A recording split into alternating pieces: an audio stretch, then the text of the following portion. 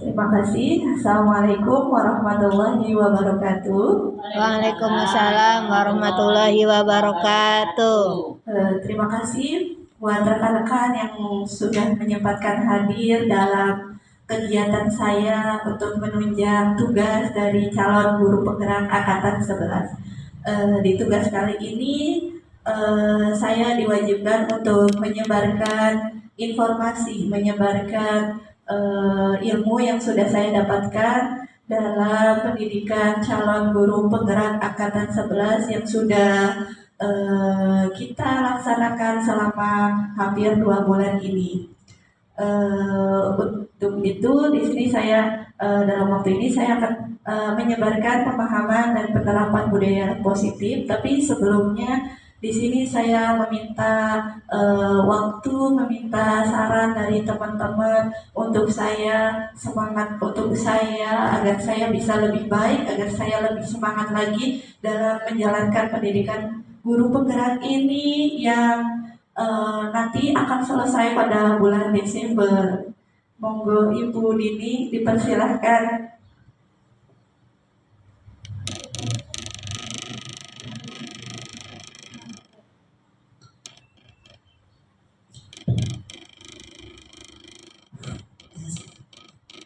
Assalamualaikum warahmatullahi wabarakatuh. Waalaikumsalam warahmatullahi wabarakatuh. Alhamdulillah, syukurillah, pada hari ini kita berkumpul dalam acara apa Bu Jija? Penyebaran budaya positif. Alhamdulillah ya Bu Jija ya. Alhamdulillah dari TK Watonia Bu Jija masuk ke menjadi calon guru penggerak ya Bu Jija ya. Dengan adanya Bu Jija, saya mewakili ibu kepala sekolah dan kami semua yang ada di TK Islam Watonia selalu mensupport, selalu memberi dukungan sepenuhnya kepada Bu Jija. Mudah-mudahan apa yang dipelajari di guru penggerak ini nanti bisa diterapkan khususnya untuk Bu Jija dan diberikan informasi-informasi yang lainnya yang sekiranya dapat membantu, mendukung demi kebaikan anak-anak, demi kebaikan sekolah, dan juga kebaikan bangsa ini ya Bu Jija ya. Mudah-mudahan kita semua yang ada di TK ini, terutama gurunya, dapat menyerap dan menerapkan di kehidupan sehari-hari kita, baik sebagai guru atau sebagai wali murid atau orang tua dari anak-anak kita semua. Ya, itu harapan saya kepada Bu Jija. Mudah-mudahan ilmunya benar-benar bermanfaat, benar-benar ditularkan kepada kita semua, terutama kita yang udah tua-tua yang gaptek ya Bu Im ya. Ya Putri, alhamdulillah Putri juga sedang berjuang ya Putri. Semangat juga buat Putri. Mudah-mudahan berhasil, sukses selalu. Ya. Itu aja dari saya. Kurang lebihnya Bu Jija, maaf ya. Semangat buat Bu Jija sama Putri. Kurang lebihnya minta maaf. Assalamualaikum warahmatullahi wabarakatuh. Waalaikumsalam warahmatullahi wabarakatuh. Terima kasih untuk Bu Dini dan rekan-rekan yang sudah mensupport semuanya untuk dalam kegiatan saya ini.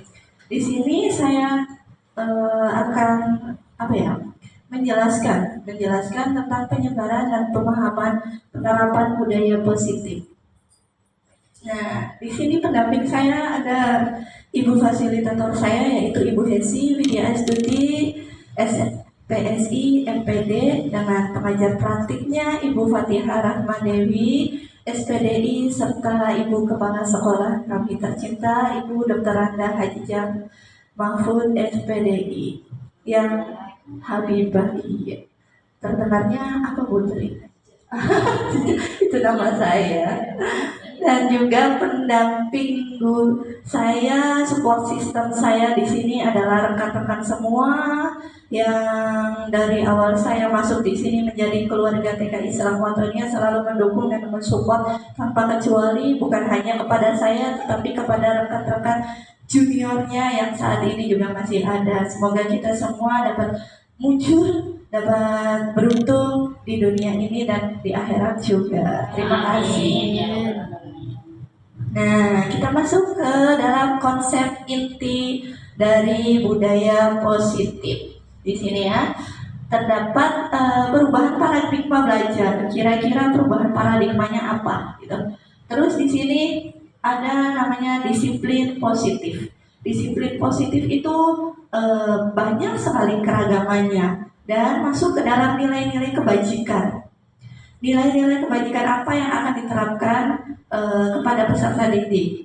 Nah, dalam nilai kebajikan itu terdapat kebutuhan dasar manusia. Kebutuhan dasar manusia yang apa? Yang akan kita ulik kepada peserta didik kita sehingga anak itu melakukan hal-hal yang mungkin tidak seharusnya dilakukan. Di situ kita bisa mengambil mengobservasinya, mungkin salah satunya dengan melihat dari kebutuhan dasar manusia tersebut. Selanjutnya yakni motivasi belajar. Motivasi belajar yang seperti apa yang peserta didik sedang dialami. Terus selanjutnya itu posisi kontrol guru. Nah, posisi kontrol guru itu kita sebagai guru itu seperti apa? Nah, yang selanjutnya yaitu segitiga restitusi. Nah, di sini pembelajaran dengan paradigma baru. Pembelajaran dengan paradigma baru merupakan pembelajaran yang dirancang berdasarkan prinsip pembelajaran berdiferensiasi, sehingga para peserta didik sesuai dengan kebutuhannya berdasarkan tahap perkembangannya sesuai dengan psikologi modern untuk mewujudkan profil pelajar Pancasila. Alhamdulillah di kita sudah sedang menjalankan kurikulum merdeka ya Bu. Dan sudah 1 tahun terakhir kita juga menjalankan dengan kegiatan P5 tersebut. Semoga kegiatan P5 nanti yang akan kita rencanakan dan akan kita laksanakan di tahun ini akan lebih mengena ke anak-anak untuk life skill-nya gitu. Kira-kira profil pelajar Pancasilanya apa aja ya? Ada yang ingat ya? Yang pertama, aku itu temanya Ibu saya. Nggak apa-apa. Yang pertama beriman nih, yang kuning nih. Beriman, terus mandiri yang itu pintar Putri, Masya Allah. Ingat nggak? Mandiri, terus apa lagi? Kreatif.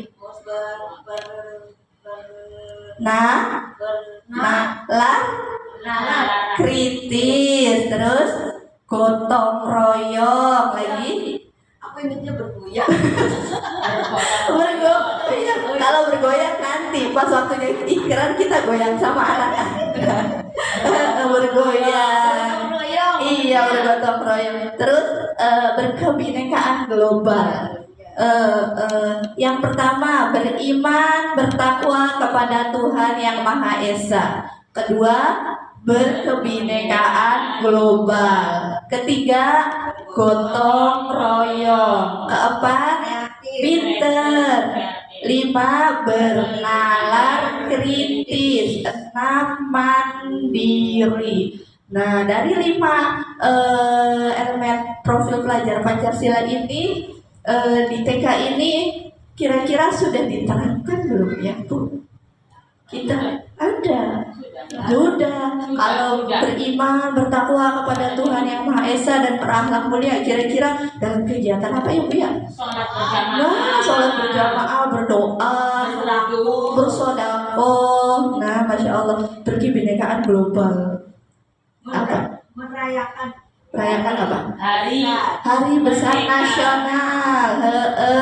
Terus juga kita termasuk unggulan kalau menurut saya di TK Islam Watonia itu sudah menanamkan kegiatan upacara bendera. Menurut saya karena di TK-TK lain itu belum banyak ya Bu Im ya, belum banyak yang menerapkan kegiatan pembelajaran upacara bendera tersebut. Menurut saya ini termasuk poin baik, poin positif dari kita. Di situ sudah menanamkan cinta tanah air sejak dini, gotong royong. Kira-kira apa ya gotong royong ya? Banyak ya Bu ya. Justru kita di TK itu gotong royong kalau ada temennya sakit nengok. oh iya, ikut nengok. Dan itu juga termasuk kegiatan rutin kita ya Bu ya, Bu Guru. Kalau Jumat bersih, Jumat bersih juga. Terus kreatif. Oh cuci tangan, iya. Cuci belum makan dan sesudah makan. Merapikan alat bermain. Lanjut kita Kembalikan alas makan pada tempatnya ya Bu Im. Iya. Terus selanjutnya kreatif banyak, justru di TK menurut saya tempatnya kreatif karena ibu gurunya harus bisa memutar otak bagaimana pembelajaran anak itu bisa menyenangkan, bagaimana pembelajaran anak itu bisa menarik anak untuk lebih betah, bagaimana anak bisa trust kepada kita, bisa percaya dulu kepada kita sehingga anak tersebut bisa nyaman di sini. Dan ini sudah jadi kebiasaan di kita, yaitu tidak ada orang tua di lingkungan sekolah. Nah ini masih proses ya Bu Guru ya, alhamdulillah masih ada beberapa anak yang masih harus berproses untuk bisa mandiri tersebut. Nah bernalar kritis kira-kira apa? Banyak kalau menurut saya. Kalau misalkan kita sedang menerangkan, ibu akunya begini, itu kalau menurut saya termasuk juga bernalar kritis karena anak itu mengungkapkan pendapatnya gitu. Ketika kita ibu Teri ini lagi mau berangkat naik motor, oh ya aku lihat ibu Teri. Nah di situ menurut saya termasuk bernalar kritis. Di situ anak bisa mengungkapkan pendapatnya dan kita juga kan selalu memberikan waktu ketika anak berbicara, dan ketika sudah terlalu lama mungkin kita juga akan mengangkatnya dengan bahasa yang baik ya Bu Guru ya. Permisi mau permisi mau pipis. Oh permisi mau pipis mungkin termasuknya di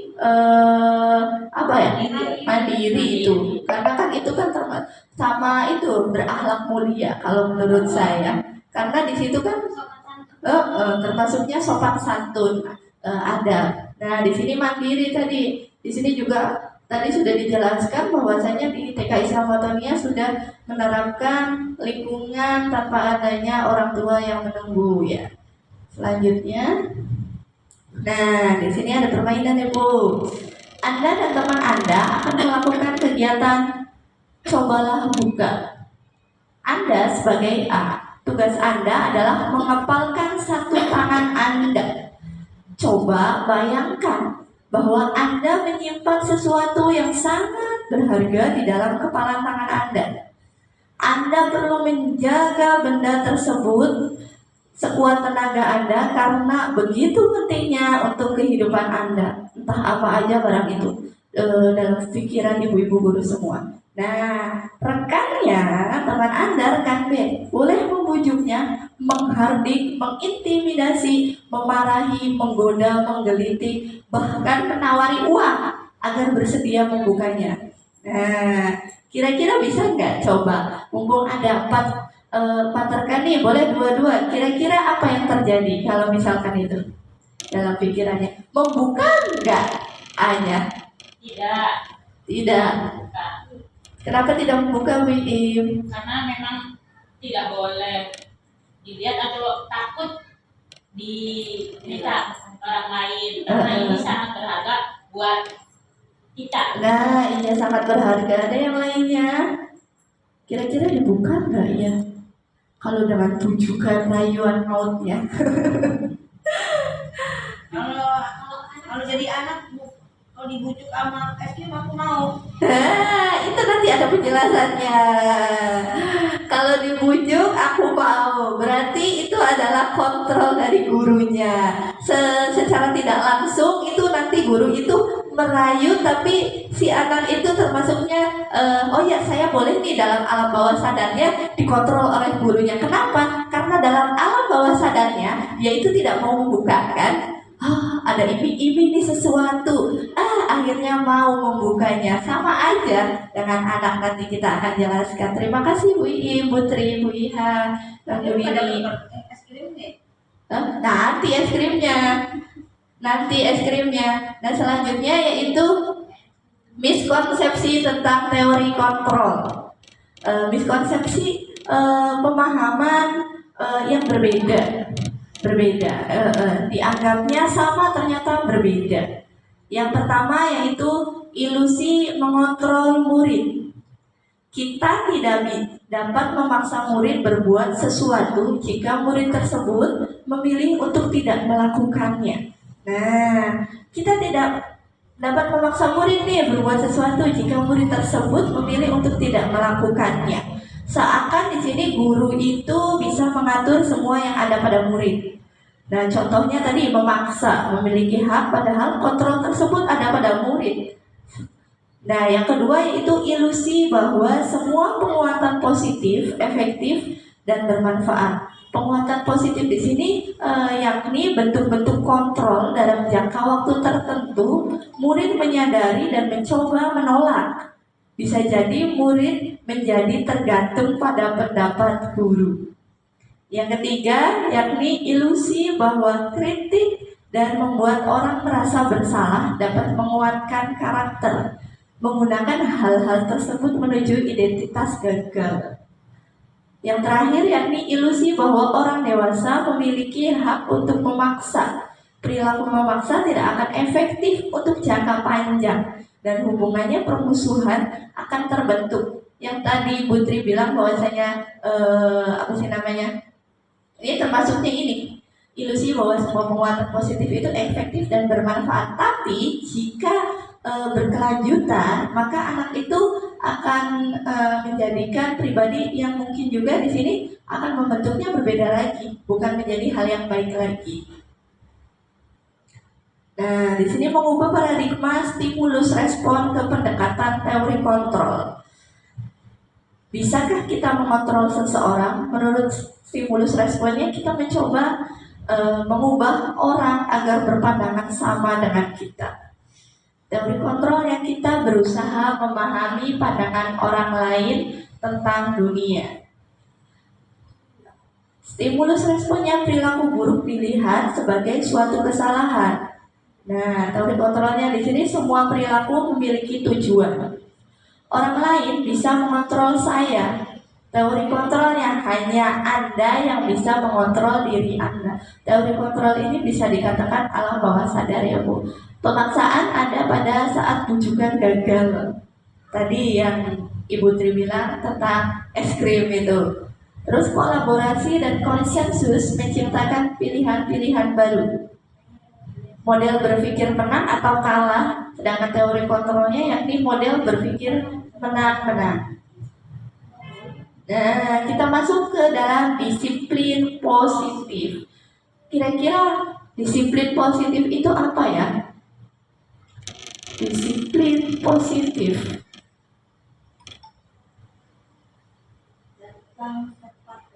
Datang tepat waktu, betul. Bisa membedakan waktu, betul. Berseragam, betul. Pada waktunya. Iya, betul. Nanti masuk keyakinan kelas. Di sini disiplin positif mengacu pada disiplin diri yang memiliki tanggung jawab terhadap apa yang dilakukannya berdasarkan nilai-nilai yang diyakini. Sikat gigi, ya ada juga. Untuk menciptakan murid yang merdeka, syarat utamanya adalah harus adanya disiplin yang kuat. Disiplin dari diri yang berasal dari motivasi internal dari dalam dirinya sendiri. Jika kita tidak memilikinya, maka memerlukan pihak lain untuk mendisiplinkan kita, yakni motivasi internal. Kira-kira motivasi eksternal. Motivasi eksternal anak apa? Siapa? Guru, orang tua, betul, dan lingkungan sekitar ya Bu ya. Kalau motivasi internal yaitu dalam diri anak tersebut. Disiplin positif merupakan salah satu cara penerapan disiplin yang bertujuan untuk menumbuhkan kesadaran serta memberdayakan peserta didik tanpa imbalan, penghargaan atau reward, ancaman atau hukuman. Tujuan kita adalah menciptakan murid yang memiliki disiplin diri sehingga mereka berperilaku mengacu pada nilai-nilai kebijakan universal dan memiliki motivasi intrinsik dalam perubahan perilaku ke arah yang lebih baik. Maaf kurangnya. Nah, di sini nilai-nilai kebajikan.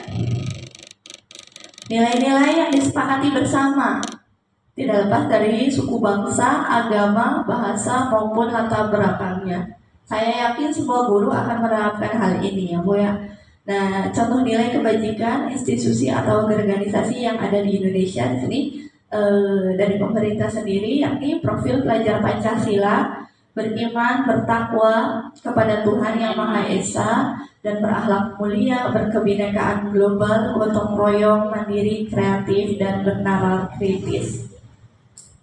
Terus, IBO Primary Years Program. Ya, isinya tentang toleransi, rasa hormat, integritas, mandiri, menghargai, antusias, empati, keingintahuan, kreativitas, kerjasama, percaya diri, dan komitmen. Selanjutnya yaitu keterampilan hidup atau life skill. Dapat dipercaya, lurus hati, pendengar yang aktif, tidak merendahkan orang lain, memberikan yang terbaik. Nah, kita masuk ke kebutuhan dasar manusia. Kebutuhan dasar manusia di sini segala sesuatu yang kita lakukan untuk mendapatkan apa yang kita inginkan. Seluruh tindakan yang kita lakukan memiliki tujuan tertentu dan semua usaha terbaik yang kita lakukan adalah dalam rangka agar kebutuhan dasar kita terpenuhi dengan baik. Di sini kebutuhan dasar manusia itu ada 5, yakni rasa kasih sayang dan rasa diterima, kebebasan, kesenangan, penguasaan, dan bertahan hidup. Sebelumnya, izin saya mau menampilkan video tentang kebutuhan dasar manusia.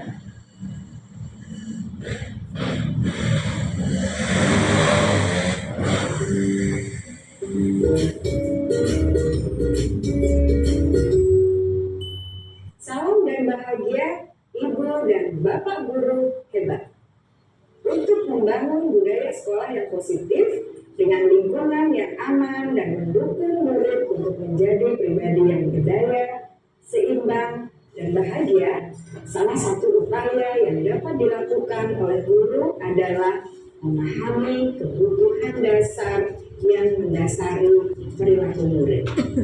Pada video kali ini, kita akan membahas tentang 5 kebutuhan dasar manusia.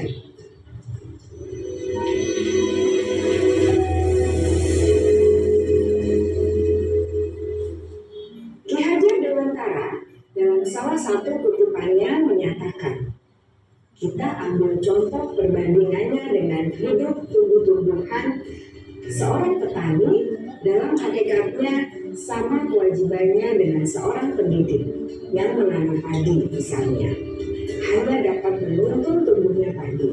Ia dapat memperbaiki kondisi tanah, memelihara tanaman padi, memberi pupuk dan air, membasmi ulat-ulat atau jamur-jamur yang mengganggu hidup tanaman padi, dan lain sebagainya. Ketika guru memahami kebutuhan apa yang mendasari perilaku murid, dan guru berusaha menuntun dan mendukung murid dalam memenuhi kebutuhannya secara positif, pada hakikatnya guru tersebut ibarat seorang petani yang sedang berusaha memahami kebutuhan masing-masing tanaman, dan ia berusaha memenuhi kebutuhan tanaman tersebut agar dapat tumbuh dengan subur dan maksimal. Dr. William Glasser, seorang psikiater dari Amerika Serikat, menyatakan bahwa seluruh tindakan manusia memiliki tujuan tertentu, yaitu memenuhi kebutuhan dasarnya. Ketika kelima kebutuhan dasar telah terpenuhi secara memadai, maka murid akan tumbuh dengan seimbang dan bahagia. Sebaliknya, Ketika kebutuhan dasar tidak terpenuhi dengan baik, maka seseorang akan mengalami emosi negatif seperti bosan, sedih, dan kecewa. Bahkan mereka dapat melakukan perbuatan yang bertentangan dengan nilai-nilai kebajikan atau melanggar peraturan. Dengan kata lain, perilaku buruk seseorang biasanya adalah respons dari kebutuhan yang tidak terpenuhi. Namun, mereka tidak tahu cara untuk menyampaikan. Ada 5 kebutuhan dasar manusia menurut Dr. William Glasser, yaitu yang pertama, kebutuhan untuk bertahan hidup atau survival. Yang kedua, kebutuhan untuk merasa diterima atau love and belonging. Yang ketiga, kebutuhan akan kebebasan atau freedom. Yang keempat, kebutuhan akan kesenangan atau fun. Dan yang kelima, kebutuhan akan penguasaan atau power.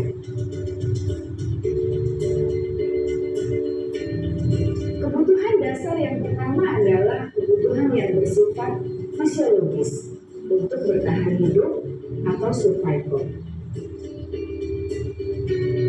Misalnya, kesehatan, rumah, dan makanan. Kebutuhan biologis sebagai bagian dari proses reproduksi termasuk kebutuhan untuk tetap bertahan hidup. Kebutuhan untuk merasa aman juga termasuk dalam kebutuhan ini.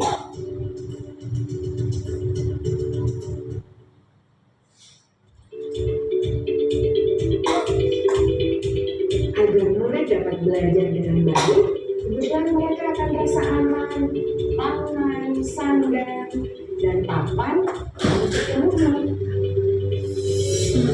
Bagaimana mungkin mereka dapat belajar dengan baik bila mereka datang ke sekolah dengan perut yang lapar atau bila rumah mereka kebanjiran?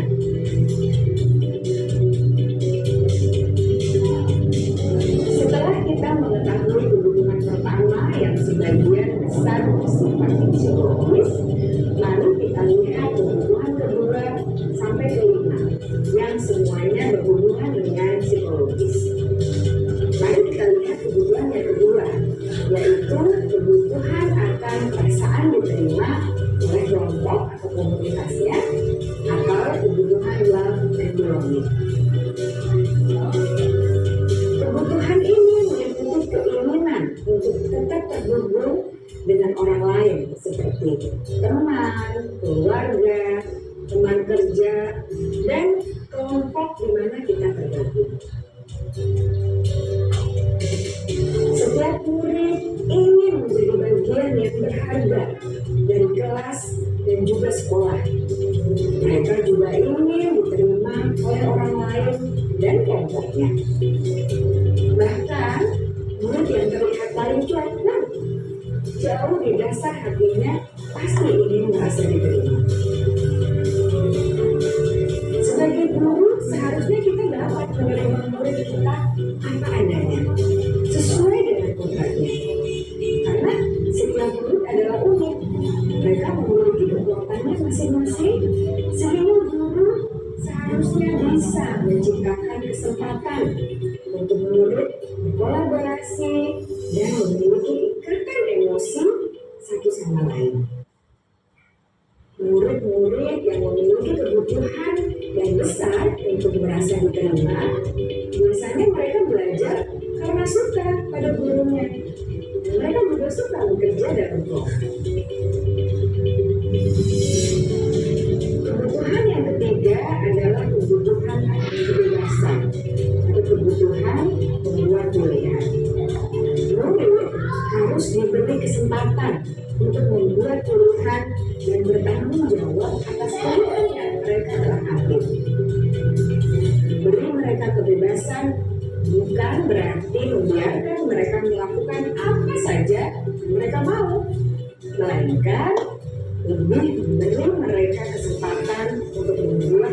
menyenangkan, menyuarakan pendapat mereka dengan percaya diri, dan memberi mereka kesempatan untuk mencoba hal-hal yang baru.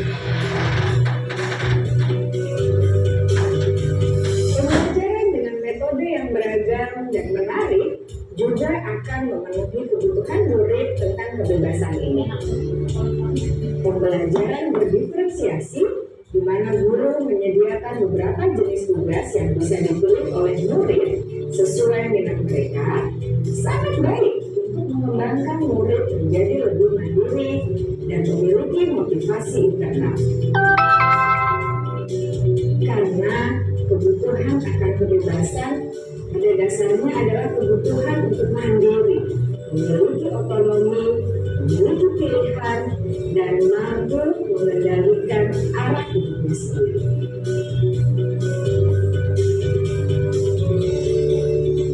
Kebutuhan yang keempat adalah kebutuhan akan kesenangan. Bayangkan Bapak Ibu, hidup tanpa rasa senang, betapa menyedihkannya. Belajar menghubungkan kebutuhan akan kesenangan dengan belajar. Jangan sepelekan kebutuhan murid untuk merasa senang di kelas. Sebagai guru, jangan ragu-ragu untuk dengan sengaja memasukkan kegiatan yang menyenangkan dalam kelas. Murid-murid dengan kebutuhan dasar kesenangan yang tinggi ingin menikmati apa yang mereka lakukan. Mereka juga konsentrasi tinggi saat mengerjakan hal-hal yang disenangi.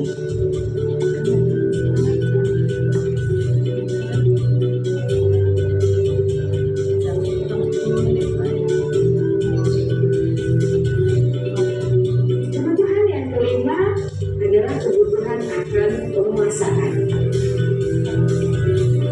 Setiap murid memiliki kebutuhan untuk merasa kompeten, menjadi terampil, diakui pencapaian dan keterampilannya, didengarkan, bisa membuat dampak dan pengaruh, dan memiliki rasa harga diri. Mereka sebaiknya diberi kesempatan untuk membuat keputusan tentang hal-hal yang penting dalam hidupnya dan tidak merasa dikontrol oleh sistem sekolah. Pada murid yang telah menginjak usia remaja, seringkali mereka merasa tidak memegang kendali atas kehidupannya sendiri, karena guru kerap kali berpengaruh dalam mengambil keputusan. Murid-murid yang memiliki kebutuhan dasar akan penguasaan yang tinggi biasanya selalu ingin menjadi pemimpin. Mereka juga suka mengamati sebelum mencoba hal-hal yang baru. Mereka juga perfeksionis dan merasa kecewa bila melakukan kesalahan.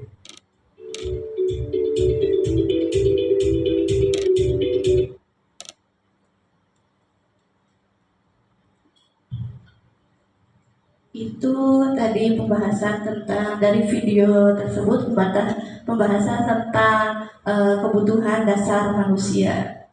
Kita lanjut lagi ke PowerPoint-nya ya Bu.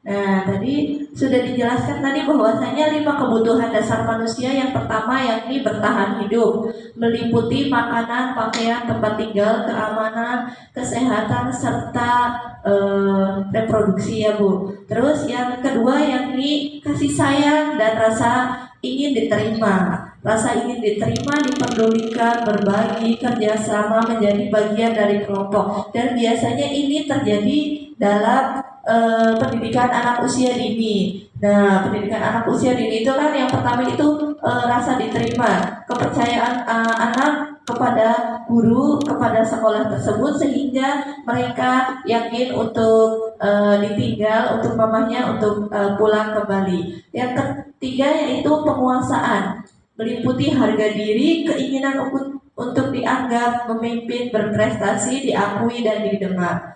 Yang keempat yakni kebebasan, meliputi mandiri, memiliki pilihan, mencoba hal-hal baru, Nah, di sini biasanya anak usia dini ini banyak sekali mencoba hal-hal baru yang sehingga kadang membuat mereka membuat gurunya menjadi istighfar atau ya Allah, dan itu di luar dari kendali kita gitu kan. Mampu mengendalikan arah dirinya sendiri.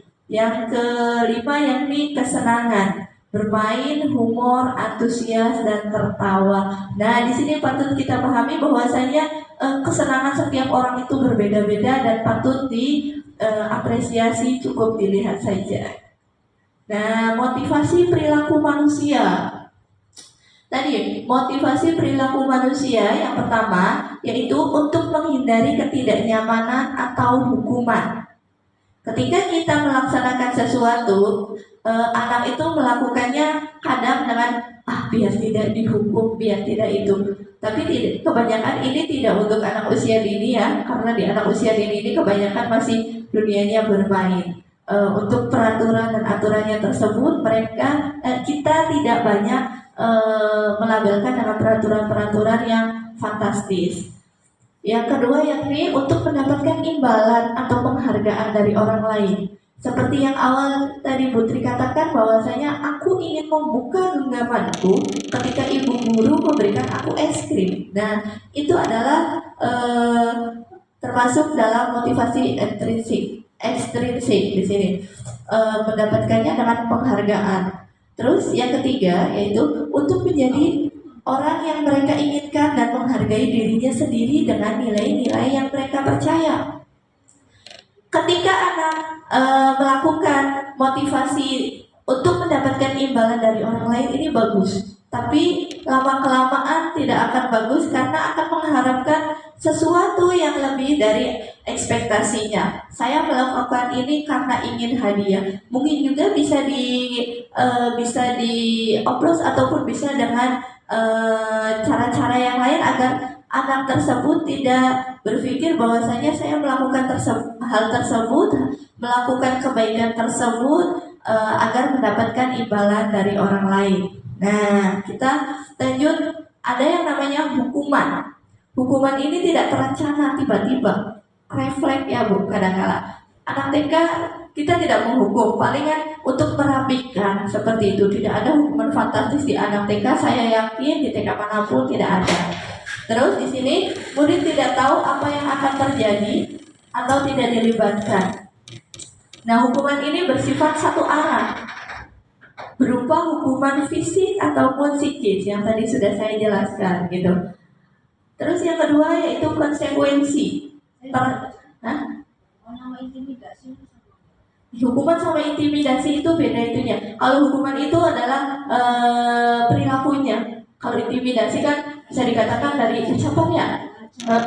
Ucapan dulu. Kalau kamu tidak begini begitu. Maksudnya kalau kamu nggak nurut itu termasuk tadi ilusi itu Putri. Secara tidak langsung kita mengontrol anak didik, tapi itu tidak kita tidak menggerakkan gitu. Nah, di situ ketika anak mau untuk dikontrol, anak kan mau mengikuti perintah kita. Ketika anak yang tidak mau tetap aja itu anaknya kekeh pada pendiriannya bahwasanya saya tidak mau gitu. Masya Allah, sama-sama belajar. Yang kedua itu konsekuensi. Konsekuensi itu adalah terencana, disepakati sesuai peraturan. Kamu tidak membawa ini maka kamu akan begini.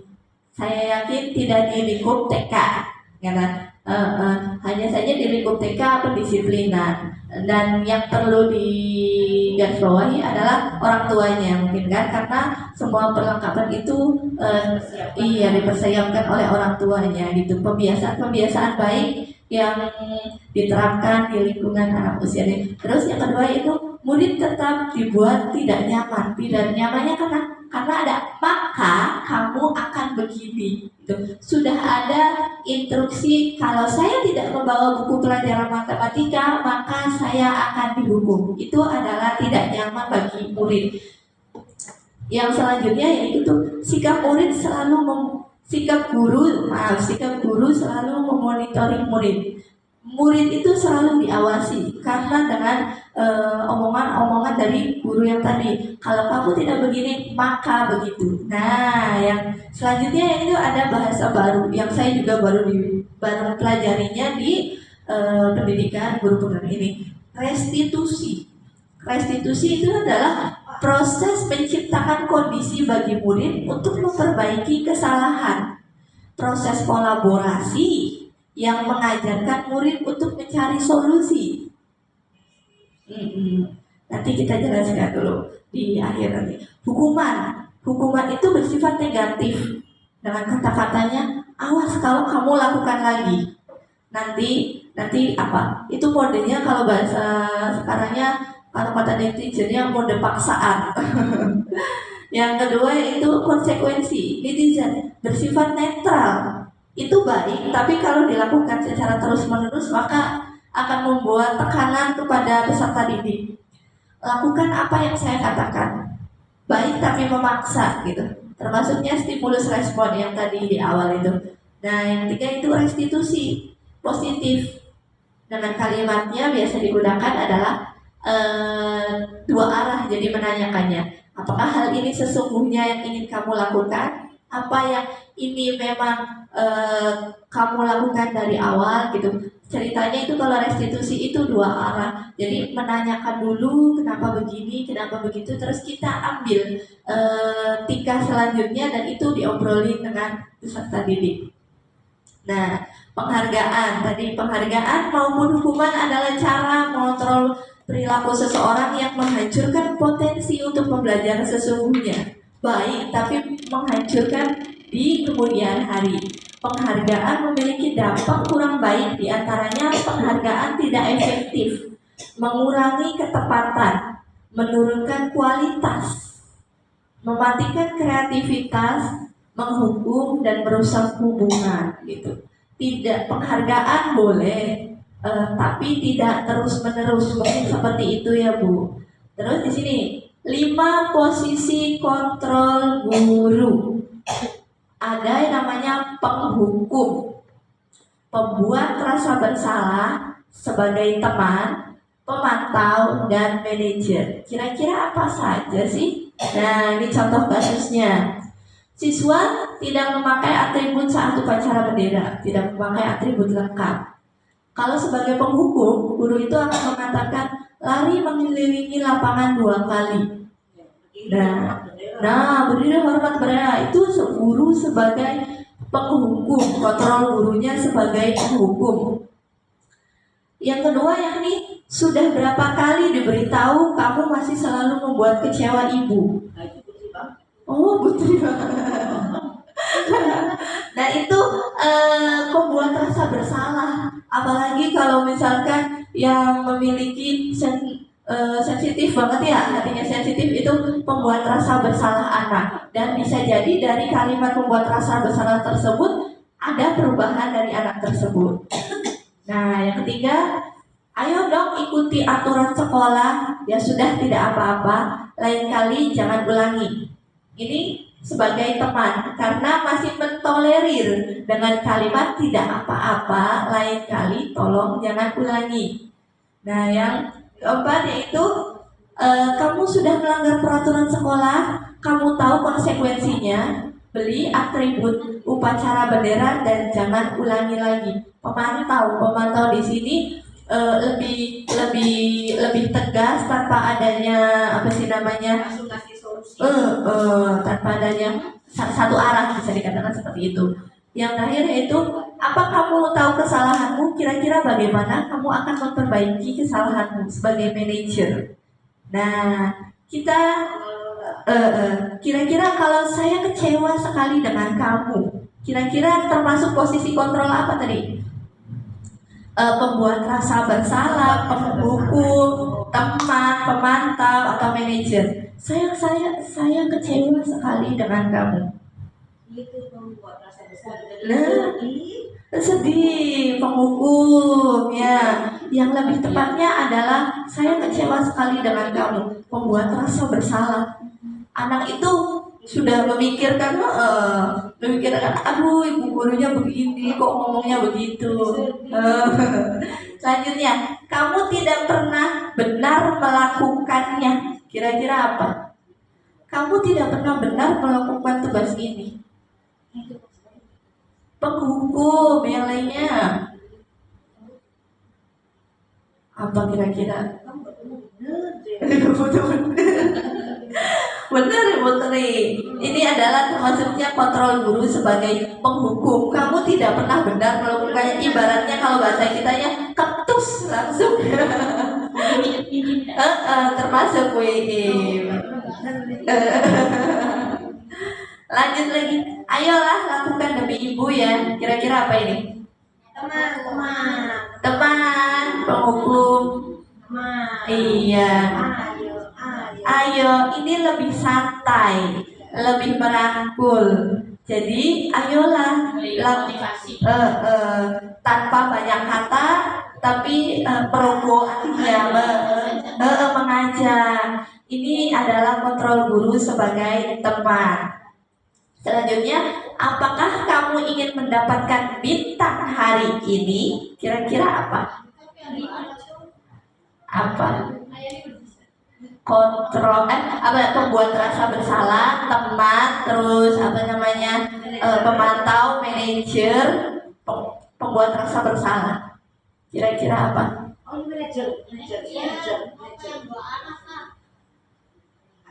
Apakah kamu ingin mendapatkan bintang hari ini? Manajer. Penghukum, pembuat rasa bersalah, teman, pemantau, dan manajer. Pemantau. Ya nggak apa-apa, dijawab aja Bu. Saya juga awalnya keliru. Namanya juga belajar, kita sama-sama terbuka. Iya, saya manajer. Nggak apa-apa. Nanti diluruskan dengan yang sudah saya dapatkan. Sama, saya juga awalnya menyangkanya kejadian kalimat ini kok begini. Oh ternyata bukan ini ya. Mungkin lebih tepatnya ini. Nggak apa-apa Bu. Kita terbuka sama-sama belajar. Apakah kamu ingin mendapatkan bintang hari ini? Termasuknya pemantau, karena di sini masih memberikan opsi kepada anak gitu. Saya enggak, kadang-kadang kan ada yang enggak, aku udah aja, akunya udah banyak, akunya nggak suka, banyak sekali gitu. Yang selanjutnya, bagaimana kamu bisa menyelesaikan masalah ini? Pemantau, manajer, pembuat rasa bersalah, penghukum, teman. Manajer. Soalnya dia harus bertanggung jawab. Menyelesaikan masalah. Bagaimana kamu bisa menyelesaikan masalah ini? Teman juga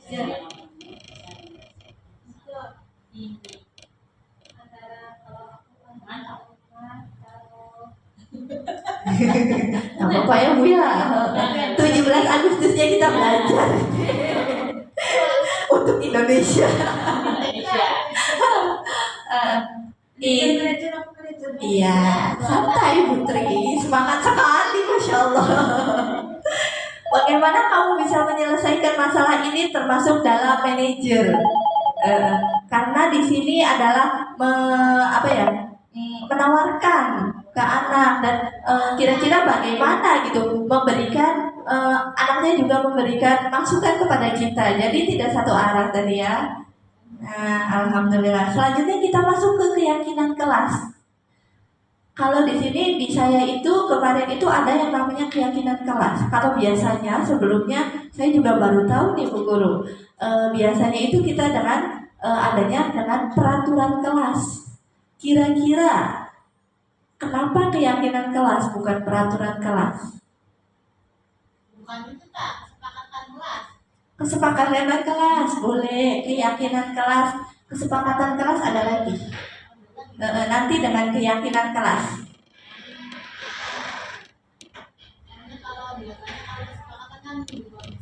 Nah betul, nanti kita masuk ke inti dari dibuat bersama tersebut. Nah, saya langsung aja ya Bu, karena Bu Dininya sudah masuk tadi dibuat bersama-sama gitu. Keyakinan kelas juga dibuatnya bersama-sama ya.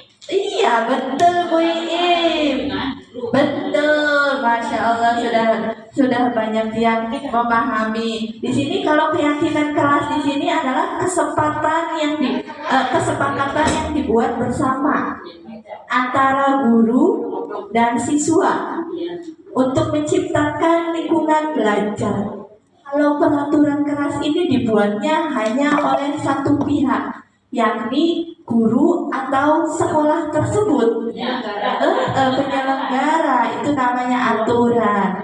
Kira-kira lebih bagus peraturan apa keyakinan? Lebih bagus keyakinan. Keyakinan. Selanjut, pembentukan keyakinan kelas bersifat kuantitatif atau deskripsi. Kuantitatif. Deskripsi kalimat, Bu. Terus berupa pernyataan universal atau umum, dibuat dalam pernyataan positif. Tidak ada kata tidak. Dengan bahasa yang maksudnya lebih mengajak. Sedikit saja agar mudah diingat, apalagi anak usia dini. Sesuai dengan kondisi kelas dan sekolah sehingga mudah diterapkan. Jadi keyakinan kelas itu bisa berubah dengan kondisi-kondisi tertentu. Misalkan kita sudah buat keyakinan kelas di awal pembelajaran dengan murid-murid, ketika di tengah ada permasalahan, kita bisa rubahnya dengan bersama-sama juga. Nah, di sini semua warga sekolah atau warga sekolah dilibatkan saat membuat keyakinan kelas, tidak satu arah. Nah, segitiga restitusi tadi, kalau keyakinan kelas itu dibuatnya biasanya itu dengan dengan dua arah. Jadi kalau misalkan saya berpikir ya Bu ya, karena kita kan baru kalau misalkan itu keyakinan kelas kalau di SD, SMP ataupun SMA kan bisa dibuat dengan kalimat ya Bu. Nah, untuk anak usia dini bisa dengan kayak kartu huruf yang bergambar mungkin. Kartu huruf bergambar, kira-kira kita menjelaskan lalu anak ini gambarnya apa, dan itu bisa juga diterapkan di anak usia dini lebih efektif. Nanti keyakinan kelas yang sudah disepakati, misalkan kan banyak setiap orang anak itu mengutarakan keinginannya. Misalkan ada yang boleh bawa mainan, boleh bawa ini. Kita kan mengadakan kartu huruf tersebut bukan hal yang kita inginkan saja kira-kira. Misalkan datang tepat waktu, merapikan mainan dan sebagainya. Bukan hanya itu, tetapi juga disiapkan yang biasanya tidak dilakukan. Anak ada gambar, misalkan ada gambar boleh bawa mainan, boleh diterapkan. Tapi nanti yang kita ambil itu adalah hal-hal yang positifnya. Jadi kita mengajak anak untuk berdiskusi mana yang baik, mana yang baik diterapkan di sekolah, yang mana yang belum bisa diterapkan di sekolah. Nah, selanjutnya yaitu segitiga restitusi. Ini juga baru buat saya. Suatu proses dialog keberlanjutan dari keyakinan kelas itu. Suatu dialog yang dijalankan oleh guru agar dapat menghasilkan murid yang mandiri dan bertanggung jawab. Menurut saya ini adalah bahasa baru bagi saya. Tapi ternyata setelah didalami, kegiatan dari segitiga restitusi itu sudah dilakukan oleh kita. Namun langkah-langkahnya tidak terarah, belum terarah. Karena segitiga restitusi memiliki langkah-langkah. Yang pertama yaitu menstabilkan identitas. Berdasarkan prinsip membuat kesalahan adalah sebagian dari proses pembelajaran. Salah itu belajar, gitu. Menggeser identitas gagal dari yang salah tersebut menjadi identitas gagal ke yang sukses. Identitas gagal itu akan diyakinkan oleh guru, gitu. Terus yang selanjutnya, jangan mengkritik murid yang sedang mengalami gagal identitas atau mengalami kesalahan tadi. Dengan membuat pertanyaan, kesalahan sesuatu itu yang wajar.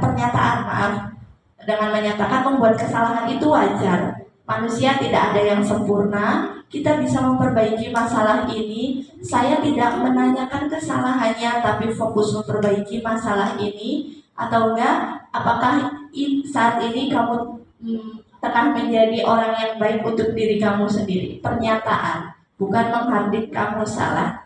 Yang kedua yaitu validasi tindakan yang salah. Berdasarkan prinsip setiap perilaku berupaya memenuhi suatu kebutuhan tertentu, guru akan bergeser dari pemikiran stimulus respon yang tadi menjadi proaktif. Proaktifnya karena anaknya biar memberikan masukan kepada kita juga. Mengenali dan mengakui kebutuhan murid ini dapat memperbaiki hubungan dengan murid. Pernyataan dan pertanyaan disampaikan dengan nada suara tidak menghakimi atau memojok. Pernyataan yang bisa dibuat dalam validasi tindakan ini adalah kamu bisa tindak lebih gegabah lagi dari ini. Kamu bukan melakukan tanpa suatu alasan tertentu. Kamu melakukan karena mempertahankan sesuatu yang penting. Mungkin kamu bisa mempelajari suatu perilaku lebih efektif. Bersediakah kamu memperbaikinya, bukan mempelajarinya, ya maaf. Terus yang ketiga yaitu menanyakan keyakinan. Menanyakan keyakinan motivasi intrinsik dari peserta didik tersebut. Saat perilaku tervalidasi tadi oleh gurunya tersebut dan identitas sukses telah stabil, dia sudah yakin lagi bahwasanya yang dilakukan itu kurang baik, maka murid telah siap mengaitkan keyakinan dengan tindakan yang salah. Pernyataan yang dibuatnya yaitu sebagai keluarga atau kelas, apa yang kita yakini, nilai-nilai apa yang telah disepakati, seperti apa gambaran sebuah kelas yang ideal bagi kamu ingin menjadi orang yang seperti apa. Nah, kita bisa dilihat dari video ini. Satu lagi ya Bu ya, saya langsung. Salam dan bahagia. Langsung, ini contoh restitusi. Contoh restitusi. Siang Sarah. Siang Pak. Sudah lama nggak ketemu Sarah? Kenapa hari ini ada di sini? Kesel Pak, kesel banget. Masa aku dikatain tukang fitnah Pak? Ya aku marah lah. Ini termasuk menstabilkan identitas. Oh begitu. Ya pasti kamu marah dan kesal. Bapak juga akan marah apabila ada yang menuduh Bapak seperti itu. Kemudian pada saat itu kamu mau melakukan apa? Ya saya langsung ngatain Eka lah Pak. Kesel banget. Saya bentak-bentak dia depan teman-teman lain. Oh begitu. Pasti kamu melakukan seperti itu karena suatu alasan tertentu, bukan? Iyalah, maksud saya diam saja Pak. Ya saya bela diri lah. Maksud saya dituduh tukang fitnah. Ya wajar lah. Mempertahankan harga diri itu sesuatu yang penting buat kamu. Untung kamu tidak lebih gegabah lagi. Nah, ini sudah masuk validasi tindakan yang salah. Untung saya masih bersabar dan hanya membentak saja. Sudah gemes padahal. Saya pasti bela diri lah. Ya pasti ya. Tapi kamu memilih untuk tetap bertahan dan bersabar. Kamu memilih untuk tidak berbuat lebih parah lagi, bukan? Iya. Nah, sekarang coba kita lihat lagi tindakan kamu yang mengentak Eka. Menanyakan keyakinan bahwasanya tindakan tersebut sesuai dengan keyakinan baik atau buruk. Atau prinsip kamu tidak? Enggak lah Pak. Capek Pak jadi pemarah. Jadi keyakinan atau prinsip mana yang kurang sesuai dengan keinginan kamu? Ya, saya sebenarnya sangat menghargai orang lain. Mungkin saat itu saya menjadi emosi, jadi tidak menunjukkan sikap itu. Kamu meyakini tidak? Menghargai orang lain itu penting buat kamu. Yakinlah Pak. Iya, setuju. Kita harus saling menghargai. Namun, ada juga keyakinan yang kita sepakati yang perlu kita jalankan apabila kita sedang marah, bukan? Ya, saya bisa lebih proaktif, mulai dengan diri sendiri. Saya bisa jadi lebih bersabar, mengambil waktu jeda untuk berpikir mau apa selanjutnya. Kira-kira kamu bersedia memperbaiki masalah ini tidak? Bersedia Pak. Kalau kamu memperbaiki masalah ini, kamu akan menjadi orang seperti apa? Saya akan menjadi orang yang bertanggung jawab kali ya Pak. Dan senantiasa proaktif. Iya. Menurut kamu, bagaimana rasanya menjadi orang seperti itu? Ya nyaman lah, bangga bisa bersabar dan menahan diri. Baiklah kalau begitu. Yuk kita pikirkan bagaimana memperbaiki masalah ini. Nah, ini simulasi dari SMA ya Bu. Kalau saya sudah membuatnya nih, dan Bapak Guru hebat. maaf. Baru saja kita menyaksikan contoh bagaimana seorang guru berada dalam posisi. Nih satu lagi izin. Ayo buat di sini. Tapi drive. Drive dulu. Terlihat drive.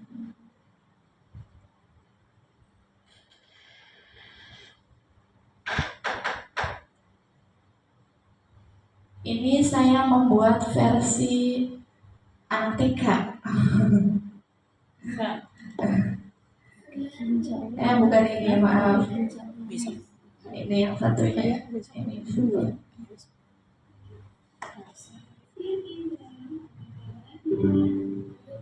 Suaranya nggak jelas ya Bu. Maaf. Lirik. Biasanya beda. Jarang langka maksudnya. Kamu langka maksud langka.